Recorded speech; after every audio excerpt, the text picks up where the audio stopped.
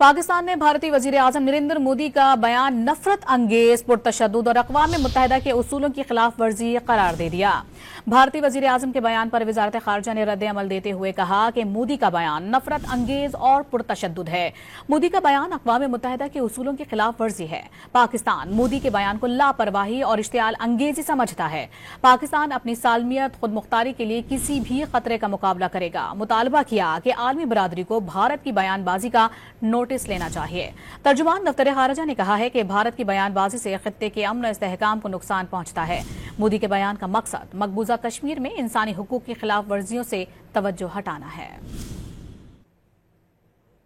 पाकिस्तान ने भारतीय वजीर आजम नरेंद्र मोदी का बयान नफरत अंगेज, पुरतशद्दुद और अक़वाम मुत्तहिदा के उसूलों की खिलाफ वर्जी करार दे दिया।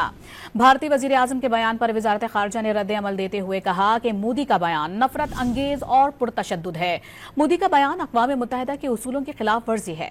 पाकिस्तान मोदी के बयान को लापरवाही और इश्तियाल अंगेजी समझता है।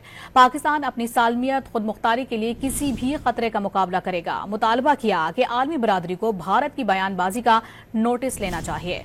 तर्जुमान दफ्तर खारजा ने कहा है कि भारत की बयानबाजी से खित्ते के अमन और इस्तेहकाम को नुकसान पहुंचता है। मोदी के बयान का मकसद मकबूजा कश्मीर में इंसानी हुकूक की खिलाफ वर्जियों से तवज्जो हटाना है।